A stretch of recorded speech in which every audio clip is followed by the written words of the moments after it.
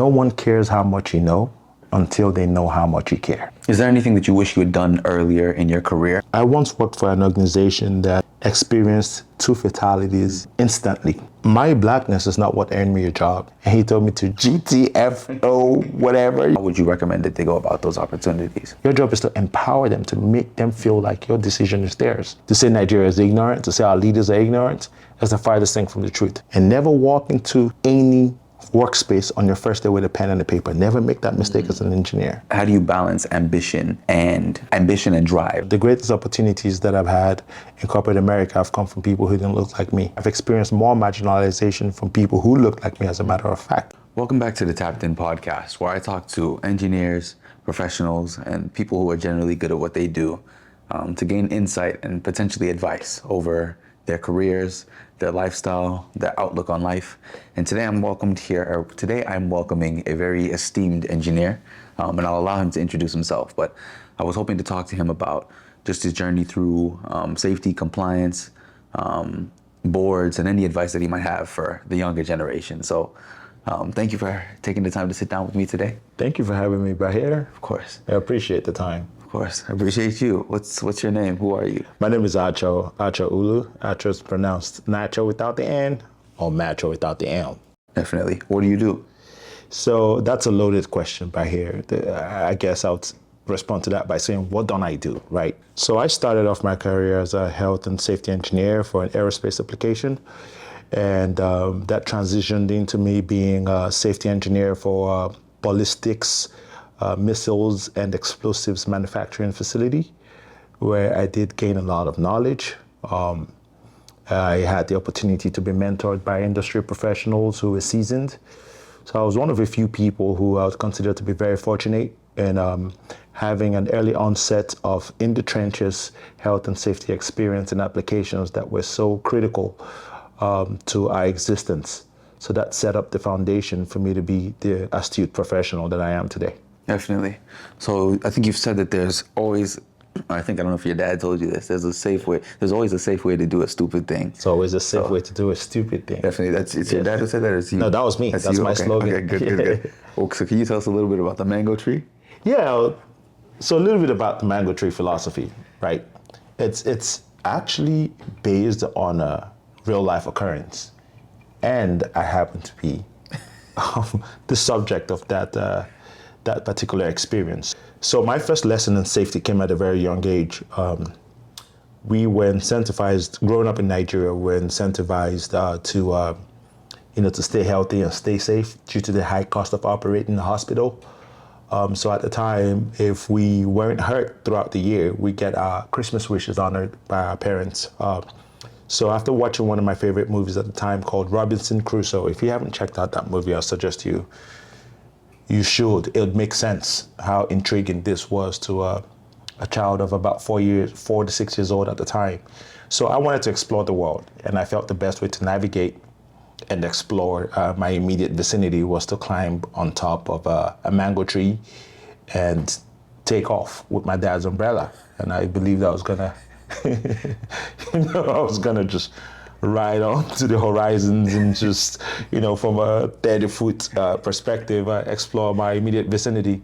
Unfortunately, it didn't quite work out. I landed, but I landed on top of a mattress because I knew that the potential for me to get seriously hurt existed even at that age. So I had laid a bunch of abandoned mattresses were found within the neighborhood on the base of that mango tree. And that was, that padded what I would have called a very hard landing. And so even though I hurt myself, it was not as extreme as it could have been had I not laid a foundation of soft mattresses. So that was a lesson in safety. There's always a safe way to do a stupid thing. Definitely. Yes. Definitely. Okay. So where are you right now in your professional journey? So that's a good question. I would say I am where I need to be in my professional journey, right? I had a roadmap when some 20 years ago when I had first gotten into safety of where I needed to be. I have worked tirelessly. I've worked very hard. And I still have a lot of learning to do. But as grace would have it, an opportunity would have it, and I'll talk a little bit more about opportunity as we Definitely. as we progress towards this podcast, because opportunity is not luck, right? You can be intentional about the opportunities that come your way. And been very intentional about my career. So I'm at a point where I'm appreciative, I'm thankful, and I'm grateful. I happen to be a vice president of risk management for the world's largest broker. And that combines, my responsibilities combine safety with risk management and finance. And how I got into that was by design. I knew I wanted to be wearer of multiple hats, and safety and risk management handshake, beautifully handshake in a homogeneous philosophy of loss control. It's all about preventing loss, right? So you look at risk management, how can we mitigate risks to essentially prevent loss? Look at safety. Safety is all about loss prevention as well. So I wear both hats. I wouldn't say I fully transitioned from safety to risk management, but I do wear both hats and alternate between both worlds quite often in my current role. Definitely. Yeah. So what kind of risks do companies underestimate in 2025, would you say? That's a very good question, Bahir. What kind of risks do companies underestimate in 2025? I'll say this. How about I spin that question around? Or yeah. So in the world of risk management, the only risk we can immediately control, besides an act of God, is the human factor. And a lot of times companies underestimate the value of the risk associated with the human factor. You are Bahir. Bahir, I could have all the policies in place, safety policies. I could hire you fresh out of Harvard, and that indicates you're one of the smartest guys in the world. You went to an Ivy League college. I'm hiring a guy out of an Ivy League college with a 4.0 GPA. I'm hypothetically speaking, although I think you're a very smart guy, right? So you have the ability to assimilate information and do what I want you to do, right? But is that real? Can I really control your thoughts? Can I control your actions? Can I program you to do the right thing? I can only talk to you. I can only solicit buy-in from you, but I can't make you do anything. So when we talk about risk, the human factor is the most unpredictable risk. We can have all of the safeguards in place, all of the policies, the administrative controls, the personal protective equipment, but it's up to you to utilize that. So I think when we understand that we cannot fully rely on our policies and our procedures, we begin to understand human factors, and we begin to look deeply about what kind of contributing or contributory factors affect the way we act at work. And I think that's an area in risk management that is ever evolving, and we continue to explore in terms of influencing the human factor. Definitely. So I think a lot of the work you do is from outside of the company that you're working with, right? It's external, yeah. I work as a consultant to How do my you clients. how do you influence that? If you're not directly in the company, how do you kind of influence the safety, right? As you said, you're talking about human factors and everything, right? Yes. You can only do so much. You can talk to somebody, all of that, right? Yes. How do you, on a company scale, Yes. influence from the outside? That's a very good question. The beauty of consulting is that we are trusted allies.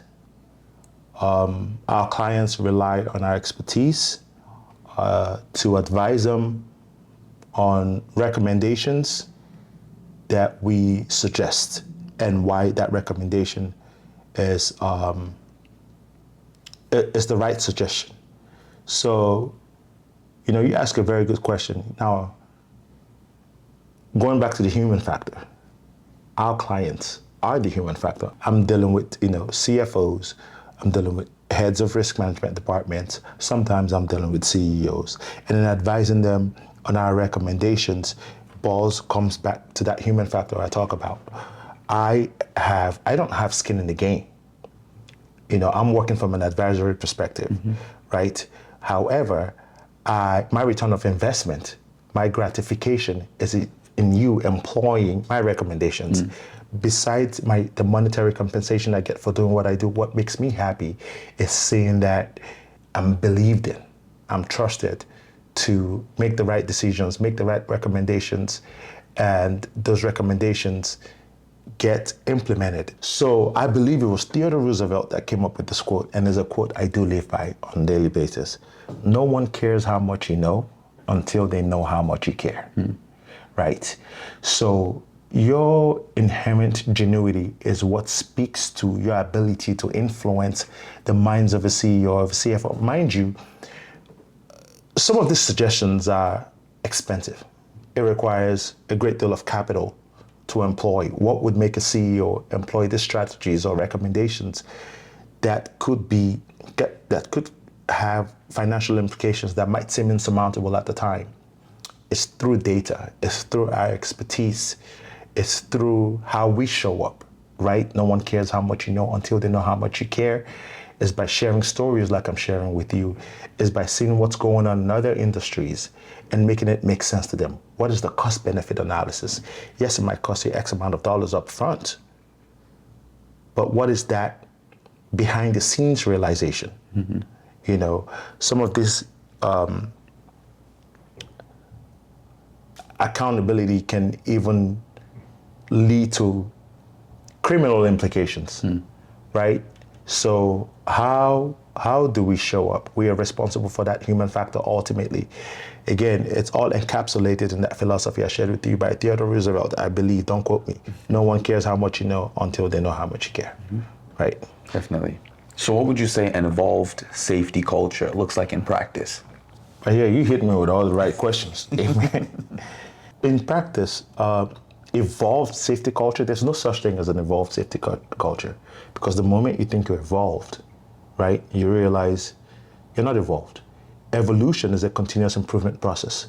So a culture that has that mindset of growth and evolution, you would realize it's a constant improvement process, right? A safe environment is not the absence of incidents, right? It's the prevention of incidents, right?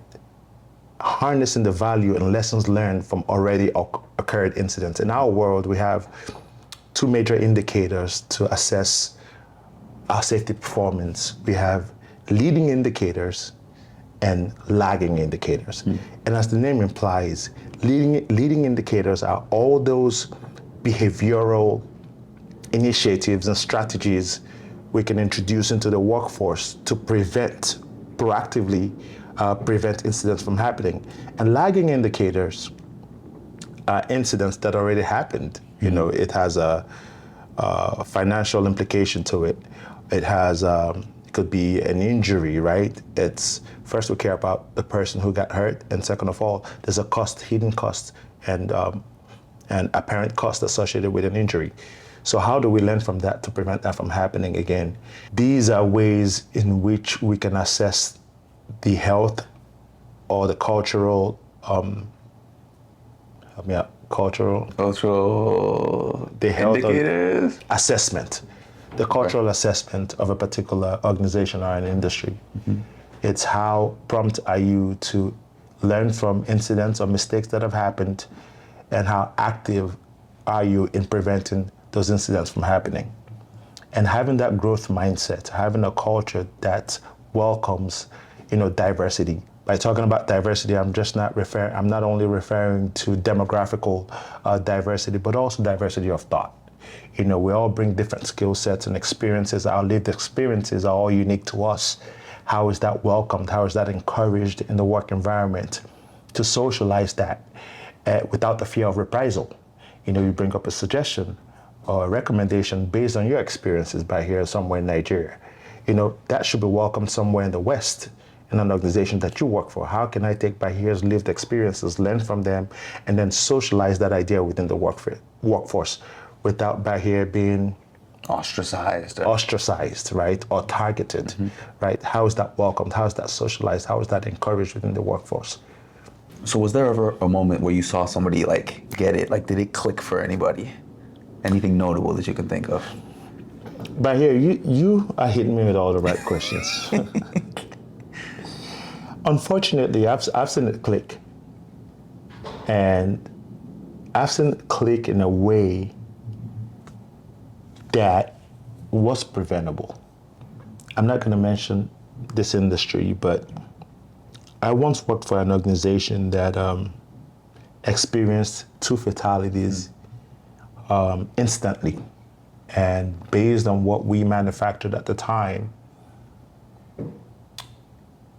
a mishap would have resulted in an immediate fatality. There was no room for, when we talk about the hierarchy, not the hierarchy per se, but the levels of criticality of incidents, right? It spans the whole gamut, right, of an incident, or what we call, an incident or an injury. You hope that an injury could be a first aid. What's a first aid? I could go put a Band-Aid on it and I'm fine. Or, a restricted duty case, as we call it, which is, hey, Bahir got hurt, he went to the hospital, the doctor says Bahir cannot perform his typical function. Let's create a modification of his job where he can, use his limited capabilities to still get some type of work done. Right. And then you have a lost time incident, which is saying, hey, you're not capable of working at all. Why don't you just take days off, go home and rest, and be reintroduced back to the workforce when you're healthy enough, right? And then you have fatalities, which is the worst that could happen at work, right? A fatality, unfortunately, I've gone to experience during the course of my career, and it is a rude awakening when you show up to work and that colleague of yours is no longer there because he was injured while at work. Usually companies get it right away. It's sad, it's highly emotional. It also has huge dire financial implications, right? Litigation, right? So, like we say in our world, we don't want to evolve as a result of a lagging indicator, but we want to be on the preventive side of things. And a lot of companies usually would get it after a very serious event like that happens. Now it's all of a sudden, what went wrong? Let's fix this. Let's stop this from happening. Right. And then you go a stretch of 4 years without an incident, and you're celebrated for going 4 years without an incident. You get this flag called VPP, right? Flying, on your company, saying, hey, you've gone a stretch of an extended period of time without incidents. Now, is that a true measure of your safety culture by here? No, right? Like, not really, right? It's reactionary. It costs you 2 lives. Like you said, it's very reactionary. It costs you 2 lives.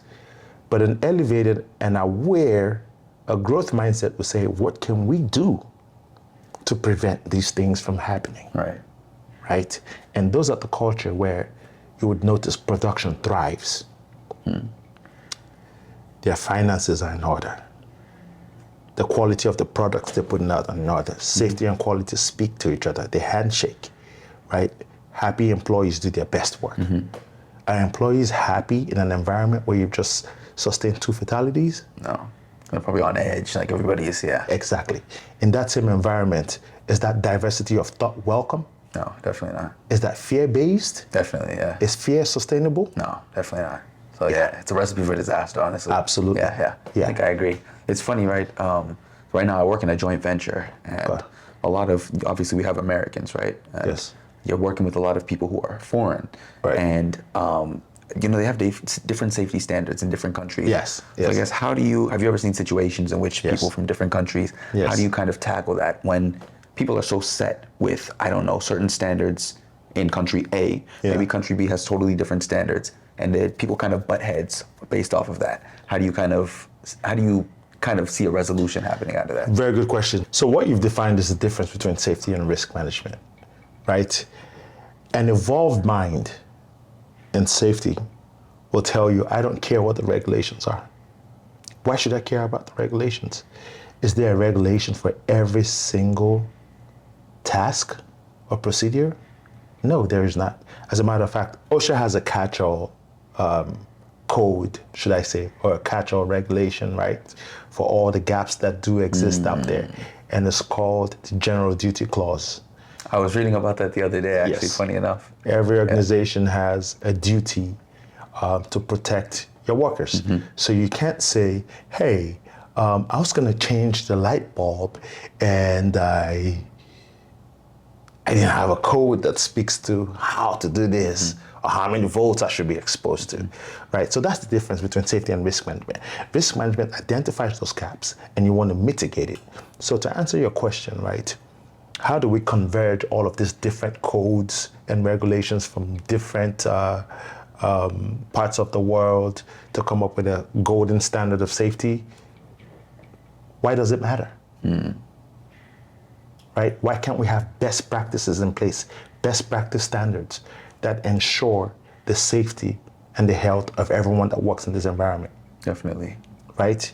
Where the absence of code exists, you should have standards in place that protect all workers. Yes, The makes diligence. sense. Yes, absolutely. That general duty clause mentality. I want a safe working environment for everyone who works in here. What we do might be stupid to the common man. We're manufacturing explosives, but how can we do it safely? Right.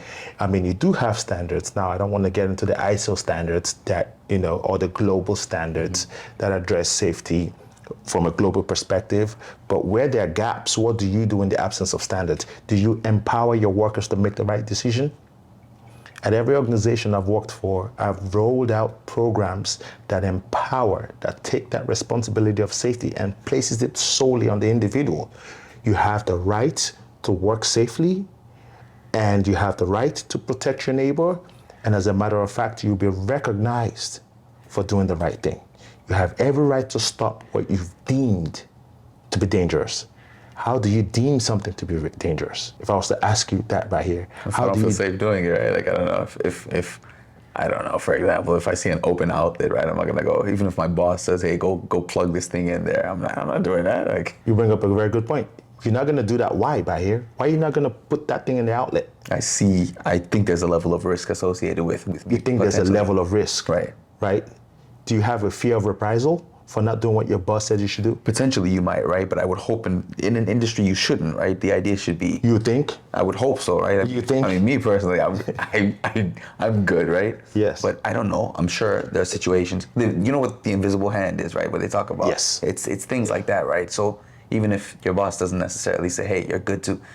Oh, well, okay, if I stop production now, it's going to turn into a situation. Well, so okay, let me quickly do it. And then those moments, those small moments of, let me just quickly do something, I think are where people tend to get hurt, potentially lose their lives, So, I mean, I think that the ideal situation is you don't fear of any, what word am I looking for? Any negative, any punishment. Yes, you're a backlash or anything backlash like that. or reprisal as a result of you not doing what your boss asks you to do. So that's where empowerment comes into play. That's where responsibility comes into play. So, there's a term I coined called SWIM.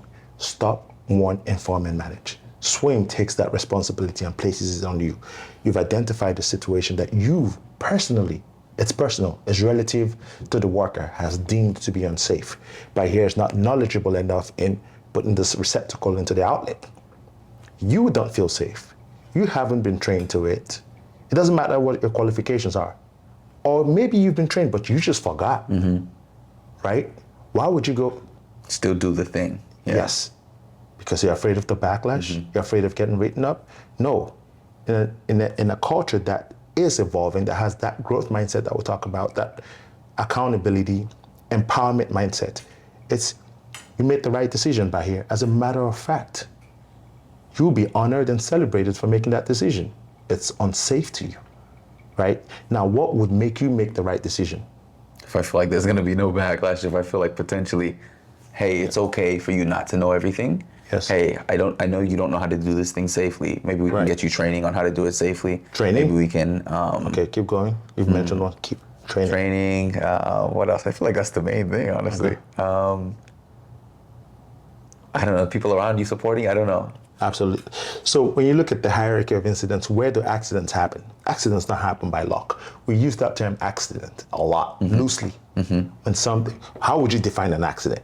Something by luck, right? Something that happens by luck, right? Right. But if I see a burning furnace and I go stick my arm in it or my finger in it and I get burned, is that an accident? Not really. But we tend to call that accidents, right? If we look at the progression of an incident or an accident, right, it always starts with a hazard. So a hazard of itself, sitting there, is that dangerous? Yes. Okay, but here, let me pose a question to you. What is a hazard? I think anything that has potential to cause injury or That's the true definition of a hazard. Anything that has potential to cause injury. Now, in the workplace, are you a hazard? I would hope not, right? Like, But you could cause injury. Definitely you could. You're that human factor we Right, can't control. definitely. You're capable of causing injury, right? Do we just eradicate you because you're a hazard? No. Why not? You're a person, right? But two, I mean, you can't predict what everybody's gonna do, right? You'd have to get rid of every single person in the company. You have value as a hazard. You're a useful hazard. Now, if I looked up at here and I go, I don't need this guy. This guy is an open flame burning in the workplace. He yields no value. He's an accident. Is a contributor to an accident waiting to happen. Then I get rid of you. So that's the first step to Elimination, right? is elimination. Now, if I deem you necessary, right, then I want to control the hazard in itself, right? So that's where Engineering control. Right? engineering controls come into play, Yeah, right? I remember. Yeah, it has a hierarchy of Hazard controls, right? Yeah, hierarchy of hazard controls. There you go. So you got it. Sorry, I digressed a little bit. What was the question? You're good. I think this was maybe where you saw somebody get it, right? Like, and you said that unfortunately you've seen situations where, I mean, they got Yes. it after the fact. But it was very reactive. Right. It is not a true measure. It's not a true positive measure of an I hate to say that word, evolved, because nothing ever evolves. It's a continuous improvement process. Right. But an indicator of an evolving culture is one that's proactive, one that where diversity of thought is welcome, one that empowers every layer of the organizational strata to make the right decision without fear of reprisal. Definitely. Yes, those are indicators of a culture that's on that trajectory to On a good path. Yes. Definitely. Okay. So I don't know if you still serve on a couple of boards. Yes. Okay. What does that look like? Do you recommend younger people to try to get on boards? Yes. If so, how would they do that? I guess first of all, let's talk about what you do in terms of boards. So I've served on a few boards, during the course of my professional tenure, if I may say so. And I always try to align myself with boards where I can provide value and boards that give me the opportunity to actually grow as a professional and learn, right? I've dubbed myself as a community champion. I believe in community outreach. I believe in blessing my immediate environment with what I've been endowed with. I believe in individual social responsibility. We talk about corporate social responsibility as a whole, but I think we have a fiduciary responsibility to ensure that what we've been blessed with provides value to the community that enriches us. So what is the community that enriches me, right? I try to identify those communities, be it the police department, which is a taboo to mention these days, the fire department. I do have a very developed, safety experience. I believe I have a lot to contribute to my local fire department. So I always reach out and try to volunteer my resources, especially in departments that, have a lot of gaps between what, the state or the county provides and their unmet needs, right? Identify what those gaps are and how we can sort of patch those gaps. I'm a community champion, and it's a passion of mine. And some of those boards, if you haven't figured it by now, is, the local fire department, academic institutions. I've served on the board of a few University of Californias, if I may say so, through education, working with certain departments to create opportunities for kids in underserved communities to be exposed to quality education and put them on that path to a sustained career, be it in whatever they choose. Those are things I find passionate and things that, motivate me on the daily basis to do what I do. Definitely. So, in terms of young professionals, Yes. Looking to kind of get experience on boards, how would you recommend that they go about those opportunities? So by here, just like with anything in life, right, you have to work at it. You have to make sure you have the competence to provide what the board needs. You have to be motivated. And then the right opportunity comes your way. I call it the CMO approach, right? Competence, motivation, and then the opportunity comes your way. So it starts with what you're doing right now, right? You've gotten that good quality education. You have the experience putting yourself out there. I reached out to, before I served on any board, I served as a consultant. I volunteered my time. I picked up the phone and I made a phone call. And I said, hey, you know, I'm interested in becoming a board member somewhere down the line. However, I want to do the work. How can I come and volunteer my time free of charge, right? In driving value, in, you know, patching up gaps. I don't care how menial this particular tax may be. I want to pay my dues and I want to pay it forward. And that created opportunities for me to meet the right people who, when the time came for a seat to be filled, I was nominated. Still, I had to campaign. You have to have the public believe in you, right? So you campaign, and hopefully you have a company that believes in social responsibility that could sponsor a seat for you. So that's how I went about it. I went on Google. I said, hey, I want to serve. I Googled who some of these key personnel at this boards were. And I called and I sent emails and I said, hey, I just want to come serve. You know, I just want to come serve. And I was invited in. Some I'm still serving on. I still don't have a seat, but I'm still excited and I'm still satisfied with my current role as a servant leader at some of these boards, right? Definitely. Hey, just wanted to interrupt this episode to say hello from Hallstatt, Austria. As always, if there's anything you'd like to see out of this channel, anybody you want to see on this channel, any topics you'd like to see discussed, please let me know. You can leave it in the comments or whatever. Thank you so much for supporting the channel. I really appreciate it. Now let's get back to the video. Bye. So I think soft skills are very important in tasks like yours, right? What would you say to people? I think engineers aren't necessarily known for their soft skills, right? I think so. In terms of kind of being more relatable, being more I don't know if palatable is the right word. What do you recommend to an engineer who doesn't per se have those skills right now, but kind of wants to build up those skills? Just as you said, engineers are very unique individuals. They're fixers, they're builders, they have a very unique mindset.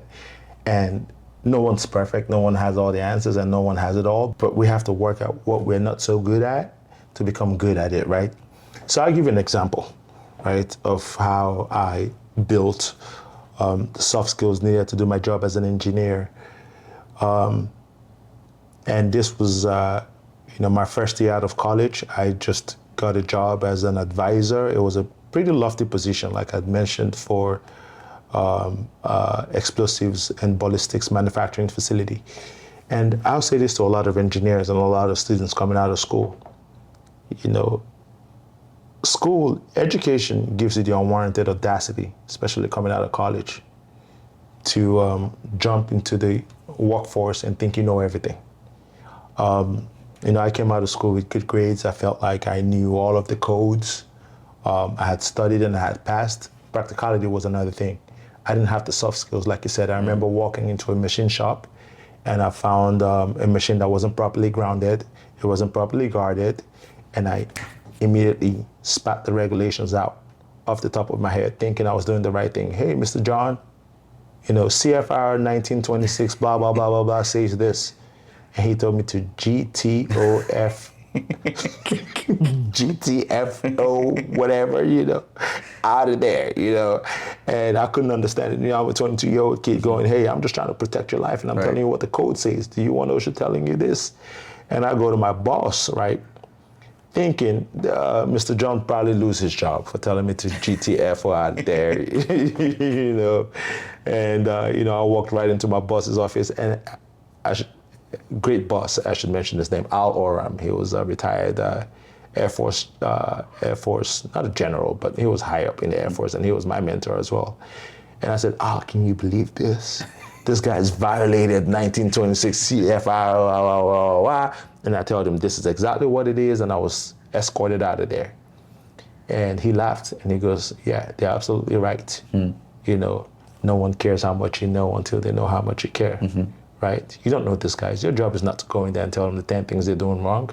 Your job is to empower them, to make them feel like your decision is theirs.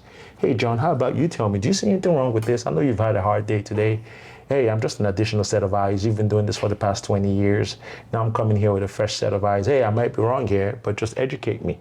Do you see anything wrong with the way this receptacle looks? I think it might be missing a ground pin, but there might be a reason why it doesn't have a ground pin. Talk to me more about that. What you've done is you've shifted the power. You've acknowledged them for their experience, right? You've shifted the power back to them, and now the problem looks like their own. They'll fully own it. Oh yeah, oh, my mistake, oh. And never walk into any workspace on your first day with a pen and a paper. Never make that mistake as an engineer. Don't. Why not? It just gives the wrong impression. No one cares how much you know until they know how much you care. You're walking in there with a pen and a paper, you're getting ready for an audit.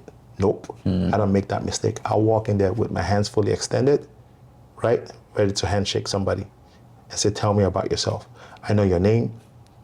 What gets you up in the morning? What are you excited about? Hey, how about we grab lunch? I've established a relationship. And then next time I go there, right? I know what I'm here to do. I have a job to do. I see all of the violations. I see all of the exposures that could cost the company a lot of money. But now I put that back on you and we work together in fixing it, right? When I invite you to be part of the solution, you're much more empowered and receptive to be part of that solution. Makes a lot of sense. Makes a lot of sense. Yes. So obviously there's a lot of talk right now about DEI Yes. and just diversity, equity, inclusion, right? Yes. In terms of people who could potentially benefit from DEI or maybe more marginalized communities, let's say that's affecting the way that they need to move at this point in time. How should they move at times like this? What would be a way that they can quickly adapt during times like this? So as I mentioned before, DEI is not, and I might be ostracized for saying this, but my blackness is not what earned me a job or an opportunity. I'm thankful if it was ever considered. And I'm thankful if I was ever given an opportunity because I just happened to be black. But I always worked on my competence. You know, I wanted to be even, if possible, more qualified than my counterparts, whereby I left you without an excuse. It would be very ignorant of me to say people don't walk around with unconscious bias, right? People tend to gravitate and give opportunities. It's just it's just part of the human element. I want to give opportunities to people that look like me. You know, birds of the same feather want to flock together. I think DEI and social responsibility, these programs were put in place from enabling, you know, a hiring manager or enabling individuals, I should say, from, you know, identifying or leaning on that human tendency to want to flock with like-minded people or people who physically look like them. You know, however, to say that a marginalization doesn't exist in our corporate environment would be telling a lie. It does, but when you're competent, like I had mentioned, when you're motivated and you're denied an opportunity, that's cause for alarm. Then you can cry.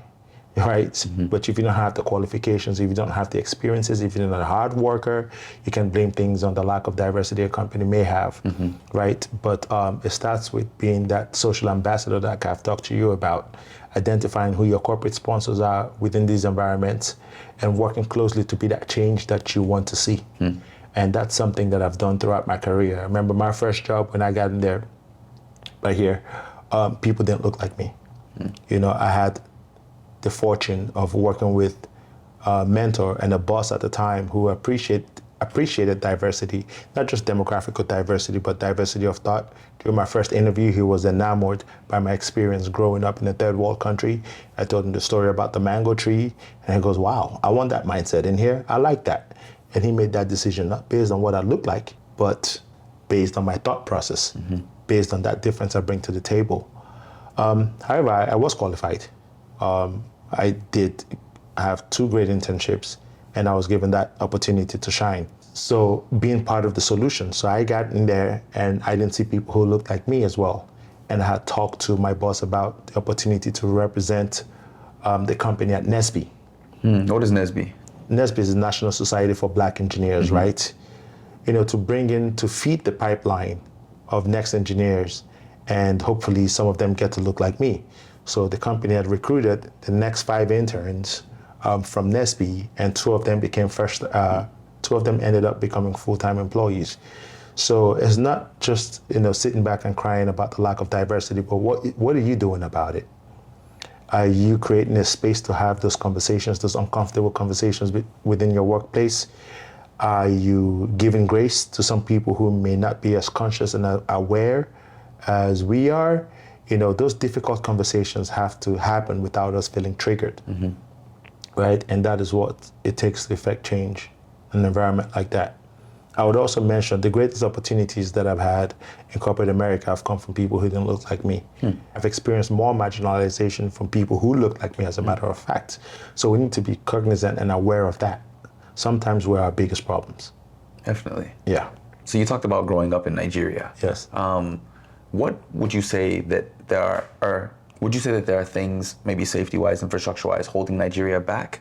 And how would Nigeria be able to improve things like that? And I guess on a broader scale, outside of safety as well, what does that look like to you?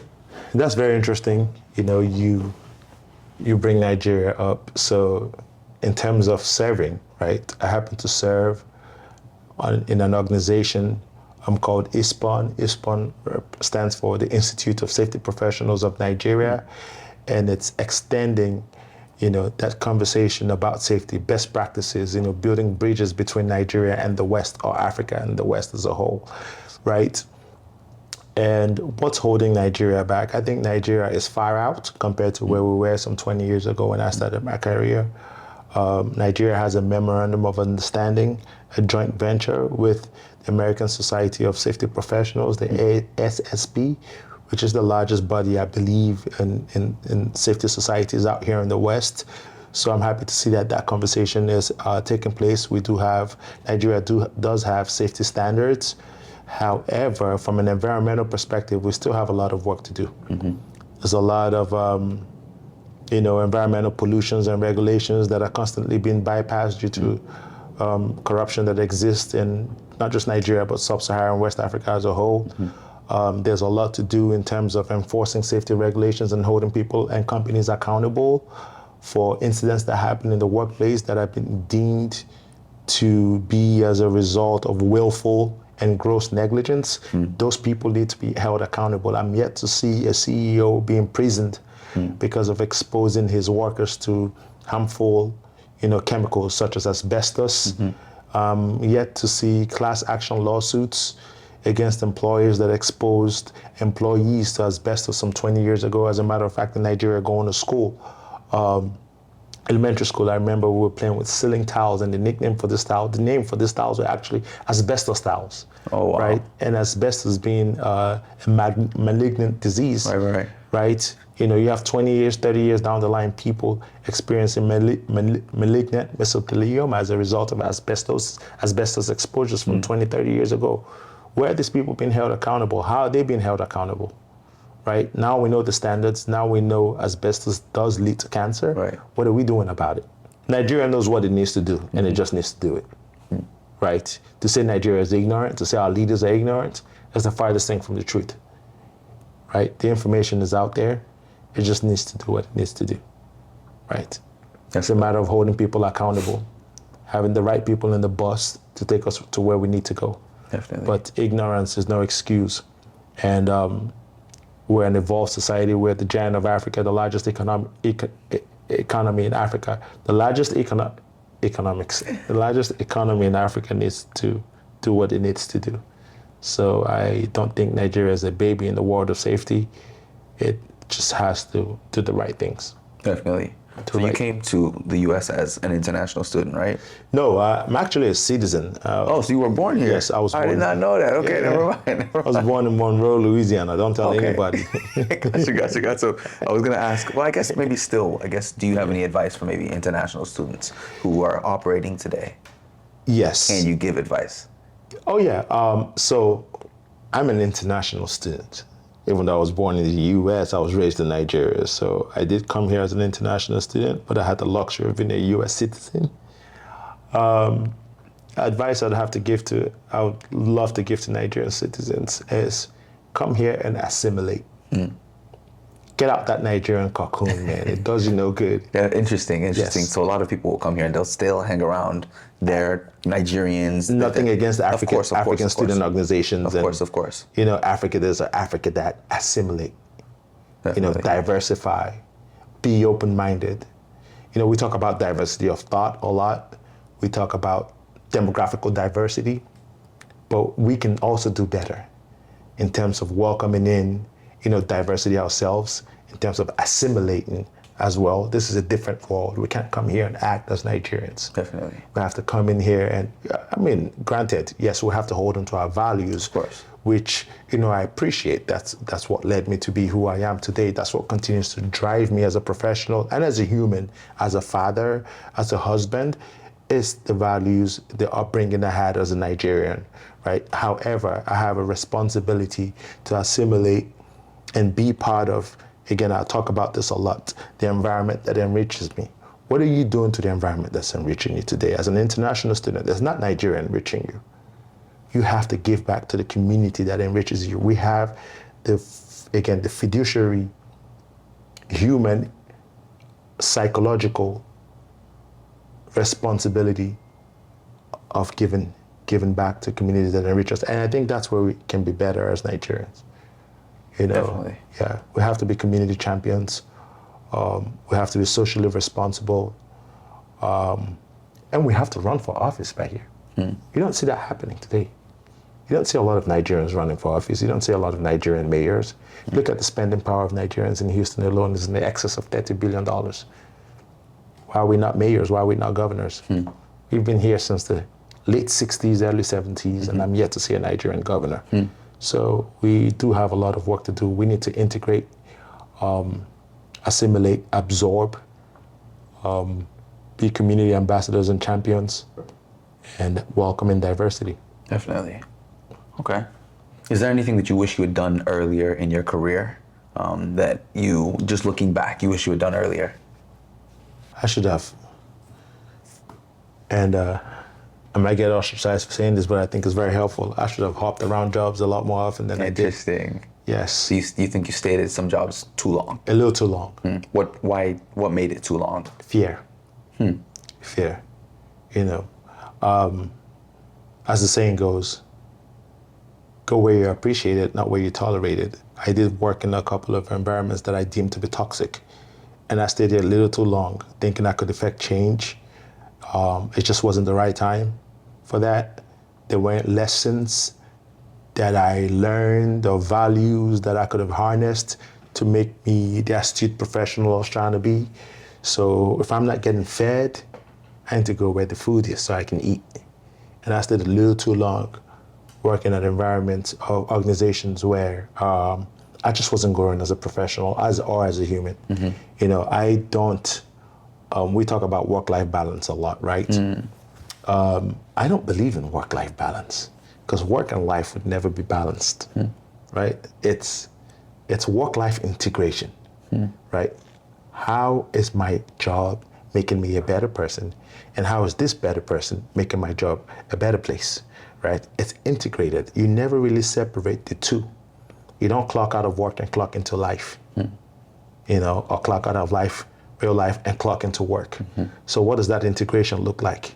So the company or the organization you work for have to have shared values, right, that are homogenous to your outlook in life.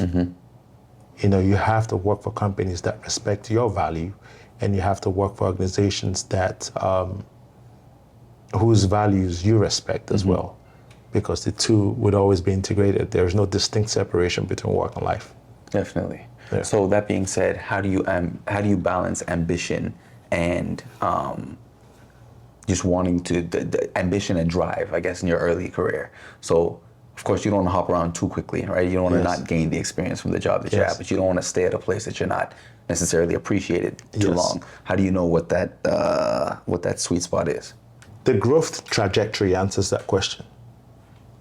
what does the trajectory look like for my growth and my advancement in this career? As a young professional, you have one assignment: learn and grow. Learn and grow. That should be the only thing on your mind getting into a job. How can I learn? Now you might have to sacrifice pay if there was an environment that watered your ability, fed your ability, fertilized your ability to grow, right? I want to pay my dues. I want to learn. That innate curiosity is what enables you to grow as a professional. Mm-hmm. That is something I had. It was innate within me. I sacrificed pay during the beginning of my career to learn and to grow. Now you get to a point where now it's about giving back. I've learned, I've grown. Now it's mentorship and giving back, right? Now working in an environment where what you've learned and absorbed, it's not being harnessed, right? Maybe it's time to move somewhere else where this talent can actually be appreciated. You know, you could take a talent east, north, LeBron James did, and go get that company a chip, right? That's the way I see it. That's what's motivated my my decision to move within industries. It's been that innate curiosity. Okay, I've learned a lot about this organization. I've paid my dues. It's been 4 years. I haven't been recognized or promoted. I want to do something else, somewhere else. And maybe it's time to move. But I think as a young professional, you shouldn't spend more than 2 years at any organization. Interesting. Yes. Interesting. Yeah, I don't think your first 6 to 8 years of experience, I'll say 6 to 10, I'll go as far as saying 6 to 10 years of experience, you shouldn't spend more than 2 years at a particular organization. Yeah. It's interesting. I hear a lot of younger people they say the same things. And I think it's difficult, right? Because people want to be taken seriously. But at the same time, if a role's not really serving you, why stay there, right? And I think you don't want to feel like you wasted time at a role at the same time, you know? So I think it's good advice. Yeah, because I say this to say that, you know, no two humans are the same, but, you know, coming out of school, your responsibilities outside of work are not that insurmountable, right? Hopefully you don't have 3 kids at home, you're not married, so it's not really about the money at that time. You could take a deferment on your school loan, just learn. The money comes later. Again, like I said, competence, motivation, and the right opportunity will hit you. Where money, you know, compensation is no longer a concern. You are at your target compensation, and now it's about, you know, providing value to the organization you work for. But I think your first years is just, you know, you're a servant, for lack of better terms. That's what you are. You're there to serve. You're there to learn. And if you can do that at one organization, that's awesome. But it usually doesn't pan out that way. Right. You have to move around to get to a point where you feel like you found a home in an organization. Definitely. And you just grow. That's how my mentor, that was the same trajectory or the path my mentor followed. That's the same path I followed to get to where I am today. Definitely. So I think you've entered a new phase of life recently. Yes. How has this changed? It's fatherhood, right? Fatherhood. Congratulations, first of all. Thank you. How has this changed your outlook on maybe safety, life in general? And I guess what advice might you have to impart on us, the younger generation? So fatherhood has been it's been less than 2 weeks. I've been at that, less than 2 weeks.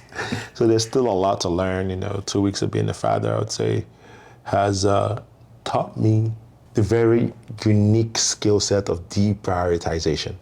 That was the first thing I learned once I held my baby in my arms. A lot didn't mean much to me.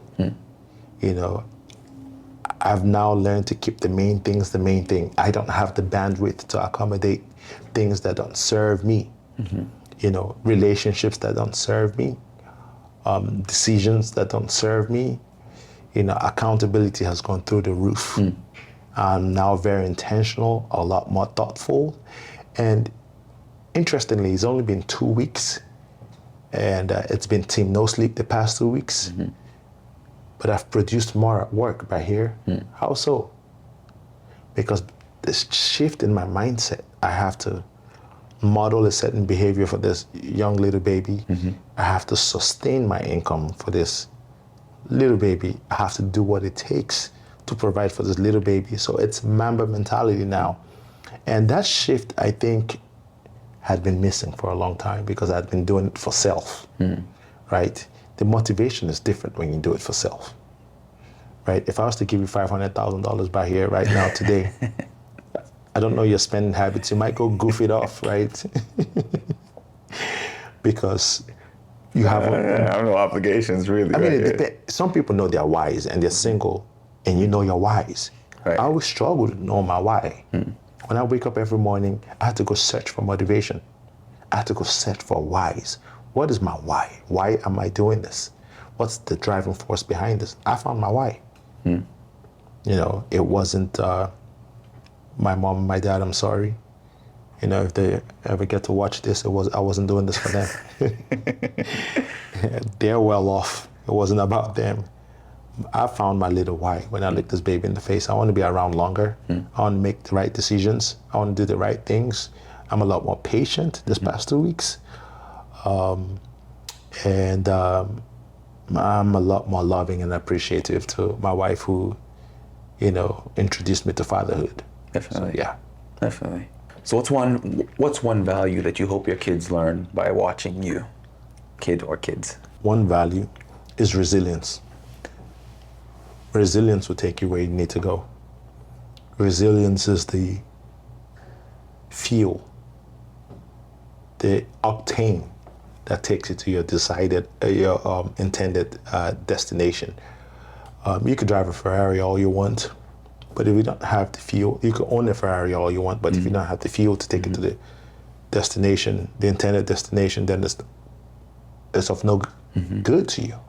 Or you could have the same Ferrari and, yeah, I'm functioning on 50% brain right now. What was the question again? It was what's one value that you hope your kid learns from watching you? Yes, it will be resilience.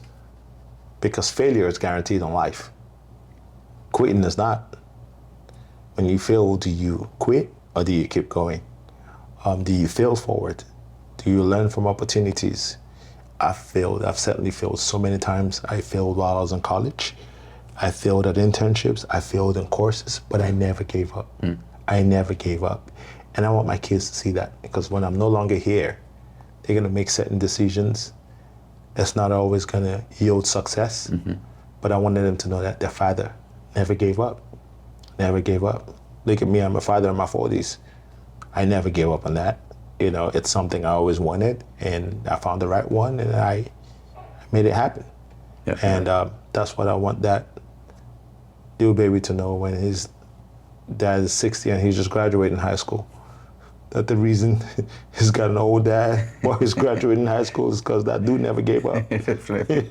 Definitely. Okay, so I want to play a game called Say the Quiet Part Out Loud.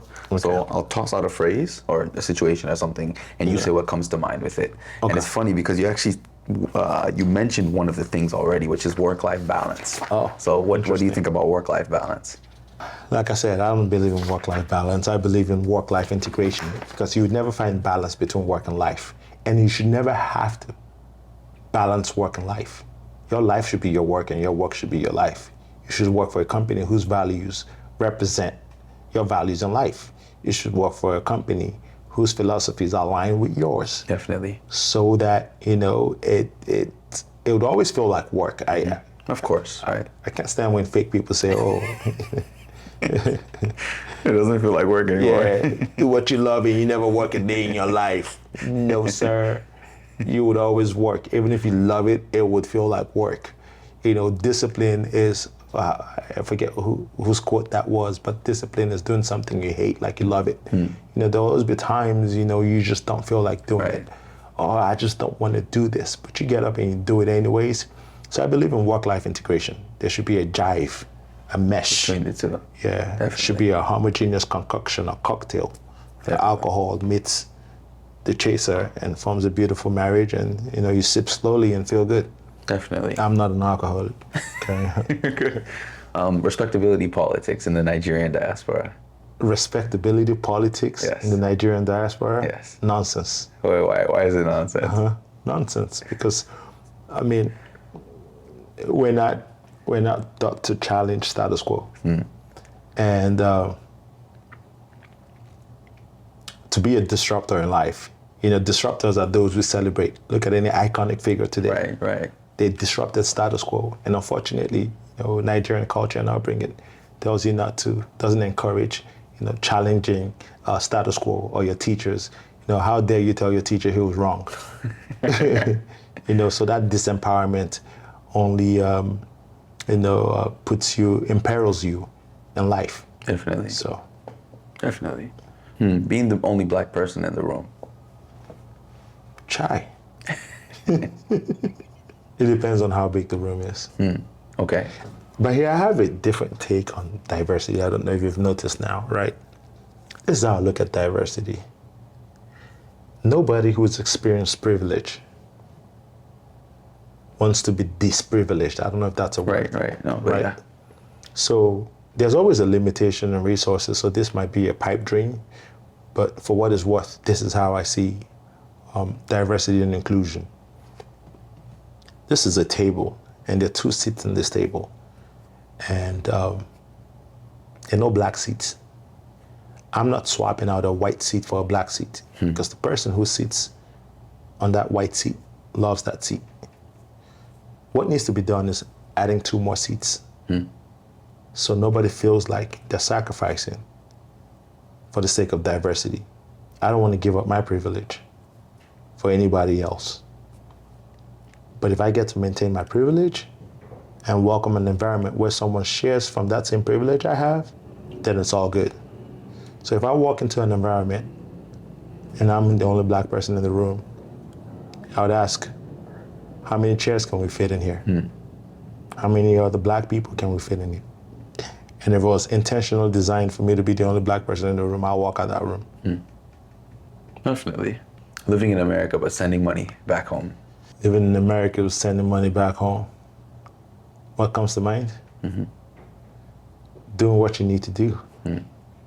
Yes, life is tough back home. I believe in helping out where I can, as much as I can, certainly. Yes. Definitely. Gen Z work ethic narratives. Unreal. Unrealistic. In what sense? I don't want to be judgmental, but this Gen Zs believe in the motivation, buy into the motivation.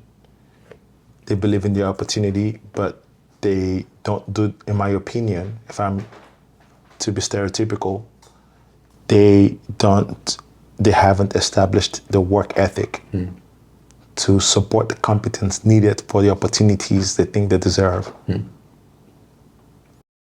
Everybody wants to be a blogger, everybody wants to be an influencer, and everybody wants $1 million, but can't tell you how they can realistically get to that $1 million. Definitely. And the last one, silence as a strategy. Beautiful. How so? Silence is powerful. It's golden. Keep quiet long enough and people will tell you the truth. And that's my belief. It's also humbling. Definitely. Yeah. So what's a mindset that has stayed with you across every role? Mamba. Be the last to leave the gym. That's a mindset.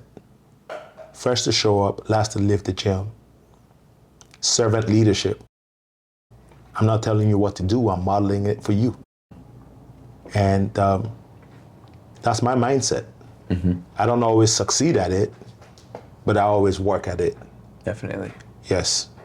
And if people want to keep up with you, do you want people to follow you on socials, connect with you on LinkedIn? How do people keep up with you? Nah, don't keep up with me, man. Don't keep up with me. I ain't got time. I have a 2-week-old baby. Don't keep up with me.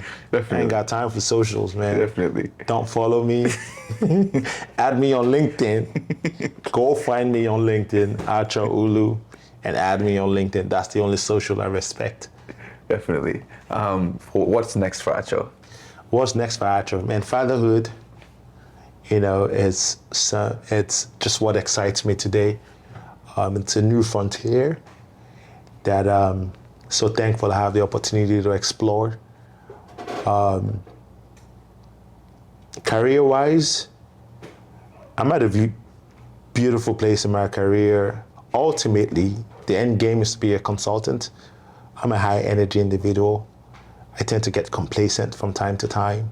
So consulting is my sweet spot where I get to experience no 2 days being the same. Multiple clients that do different things. I'm a sponge. I'm a learner at heart. I want to wake up every day and learn something new. As a matter of fact, that's what I do before I go to bed each day. Read up on something that I'm not so knowledgeable about. And today, for me, it's AI. I spend a lot of time delving into AI, seeing how we can leverage AI into our daily and professional lives as well. Just make things easier. And that's what's new for Acho. Just sustained growth, change making, challenging status quo, community championing, community service, and just individual social responsibility. We talk about corporate social responsibility. We talk about corporate social responsibility a lot, but what are you doing Individually. as a social responsible by here? What does that look like? Definitely. It's funny you said AI. I don't remember the phrase, the catch-all that you said, the general, the OSHA catch-all, General industry clause. General industry clause. I think that's, so I was looking up, it's ChatGPT I was using actually to get some information about it, because it said, I was looking up some specific things about like a height requirement or something like that, and it talked about that, and now I better understand because you described what it was, but it used that specific term. So it was very general interesting. duty clause, Definitely, general duty clause, yes. Yeah, that was it. So no, very, very interesting. So I think It's a AI is catch-all. AI is going to be very, I think, useful and essential, I think, in the coming times. So we'll see how it is. Yeah, it's so interesting because when we talk about AI and risk management, right? There's a terminology we use in AI, and it's not just a terminology, it's actually, it exists today as your digital twin. What does the digital barrier look like, right? So in our world in risk management and safety, we could build actual digital plants that mimic a real plant, a real manufacturing plant, right? And based on the parameters fed into this digital plant that are identical to the same parameters that exist in the real plant, we can make certain tweaks to see how reality reacts, right? We can foresee accidents and correct it in the real plant. And it's interesting because I think the way AI is evolving, this can apply to our health as well, right? Introducing certain habits into our digital health and how it affects our real health, and being able to make that correction to predictive analytics. Definitely. Yeah. And I think that's our cue. Thank you for hear tuning that? in. Daddy Duty is calling. Thank you for tuning into the Tapped In podcast. Thank you, Acho, for taking the time to sit down with us. If you haven't already, please do like and subscribe. Leave any comments in the comment section, and I'll see you next time. It's been great by here. Likewise. Thank you. All right, here I come. Perfect timing. So I think to wrap it up, But here I did this on 50% brain, man. it's been good. It's been good. No, it's not. I want more juice. I want more creative juice flowing, man. 50% brain, yo. If you need me to redo anything, I'll send it to you. I'll fly to Michigan. Don't worry. I'll send it to you before I post it. I'm telling you, I have free ticket. I'll fly to Michigan. I forgot to redo this stuff.